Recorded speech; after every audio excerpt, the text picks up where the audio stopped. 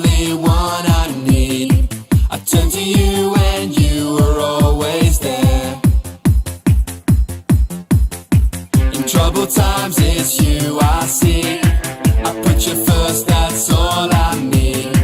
A humble all I am, all to you.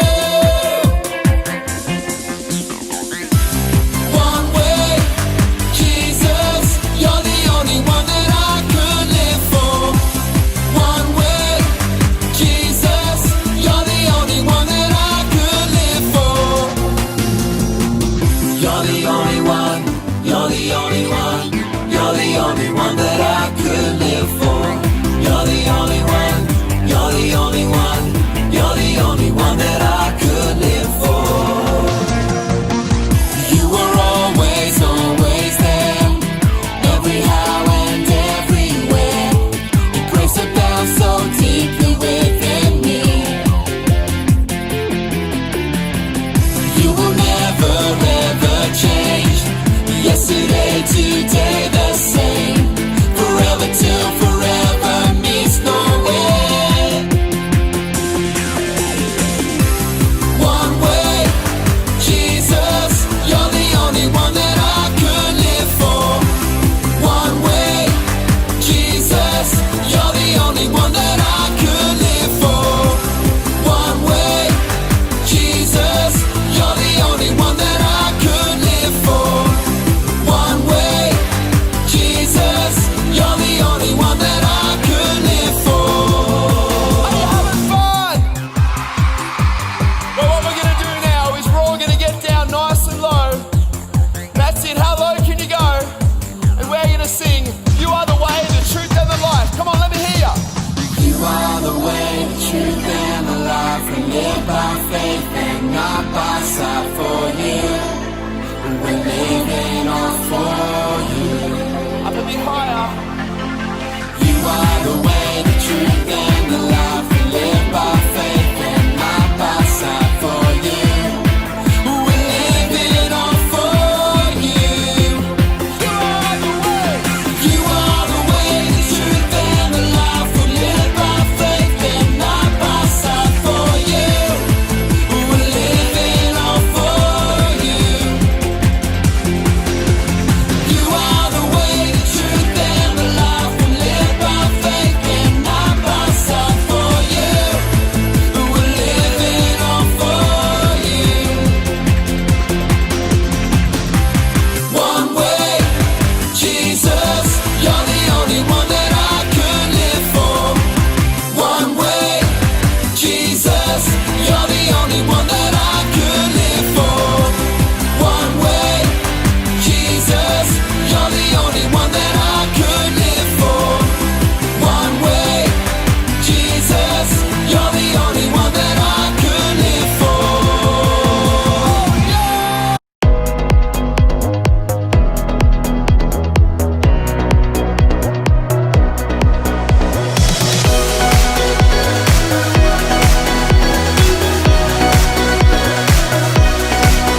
When I'm in the roughest water, I won't go under, I won't drown.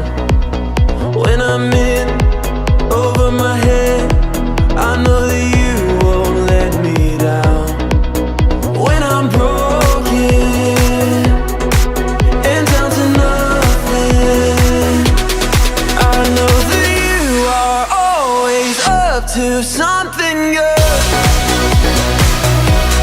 I know that you are always up to something good. You'll make a way, whatever it takes. There's nothing your love won't endure. I know that you are always up to something good.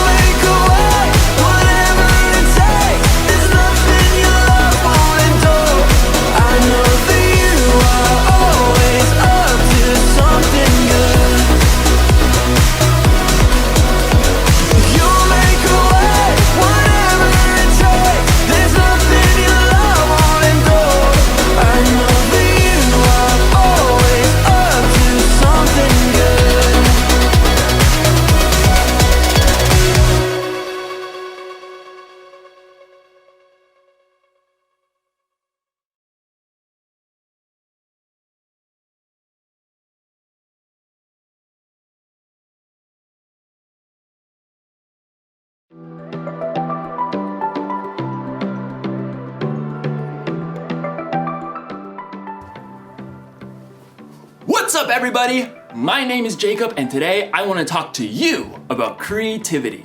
Because there's so many different ways to be creative, right? You could be like a creative actor. Alas, poor Yorick. I knew him well. Who's Yorick? You got the wrong skull, kid. Oh. You could be a creative dresser. Hey!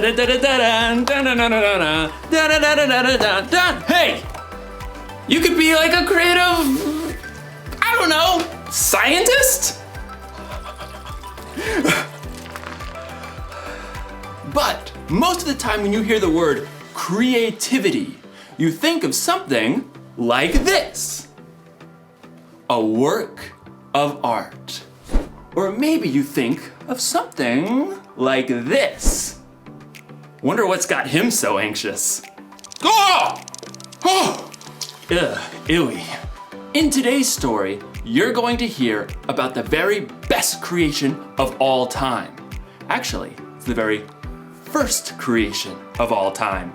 It's where creativity was born. And cockroaches. No, it's good. It's indescribable. See you in a few.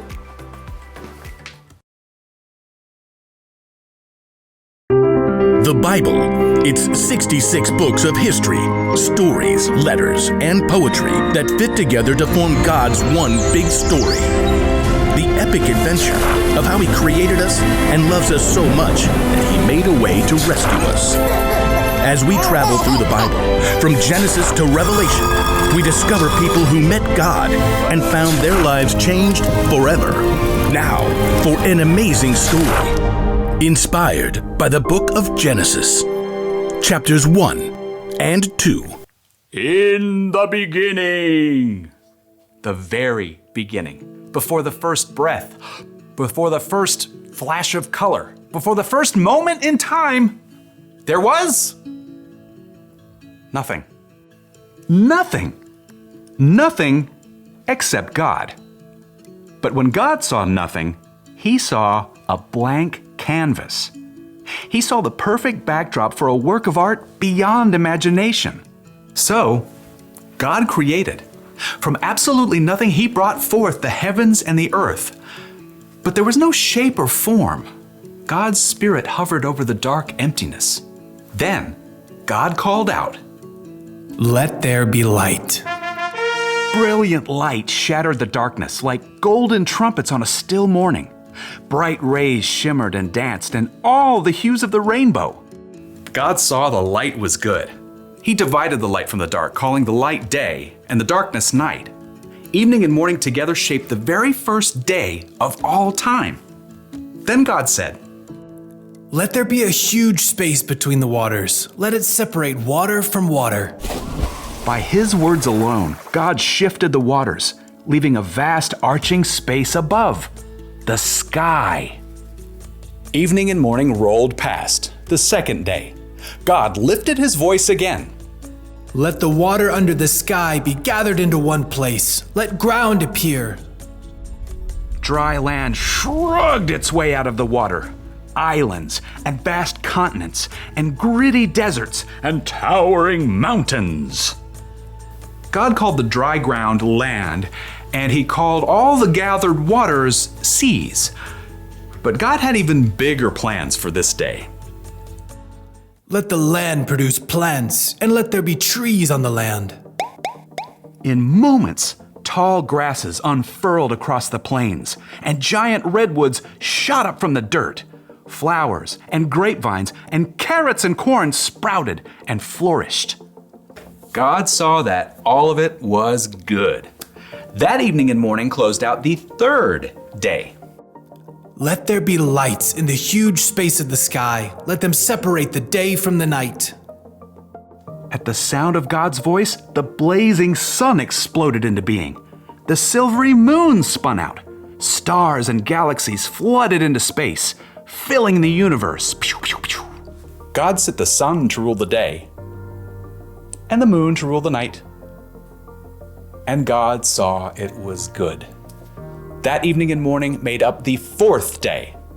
But God wasn't done painting his masterpiece just yet.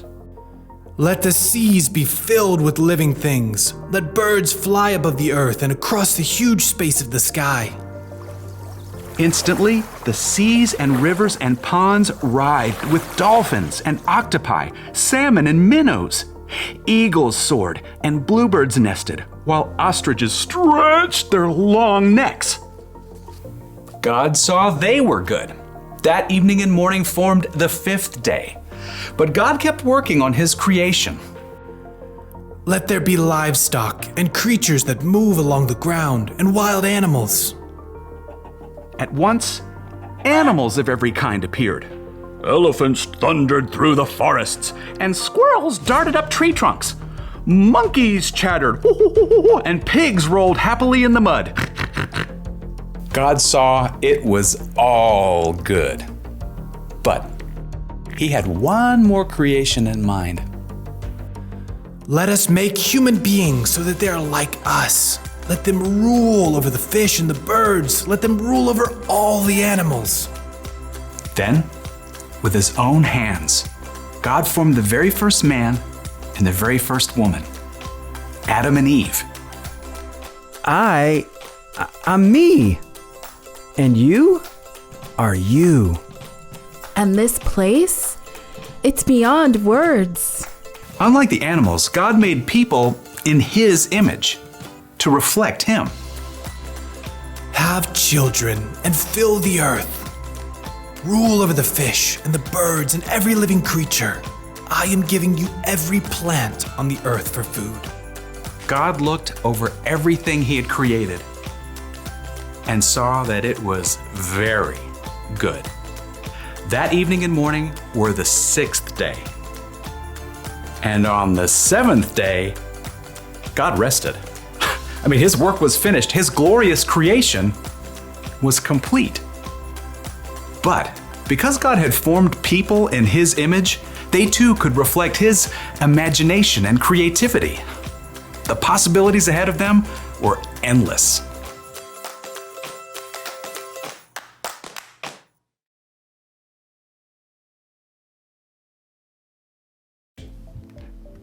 Okay, I just thought of another way to describe creativity. Creativity is imagining what you could do because you were made in God's image. I mean, God created everything, right? He made the stars and the planets and the mountains and the oceans. He made dogs and cats and elephants and ostriches. But when he made us, it got personal.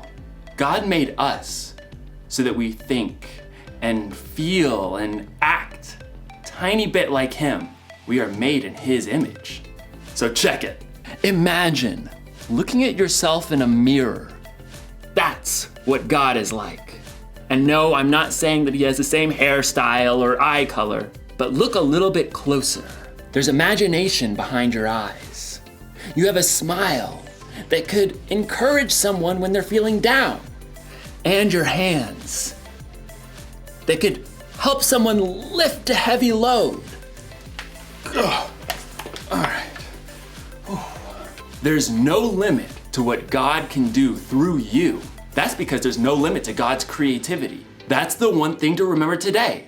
There's no limit to God's creativity. Seriously, take a look this week at the things God has made and let it blow your mind. Look at the stars in the sky and think about how it could take literally millions of years just to visit one up close. Listen to the sounds outside your window at night and let yourself wonder, how do crickets make that noise anyway? And then look really close in the mirror and see how unique you are. See the color and feel the texture of your skin. Look deep in the reflection of your eyes to see a God that made you and loves you more than you could even imagine. That should give us all a lot to think about.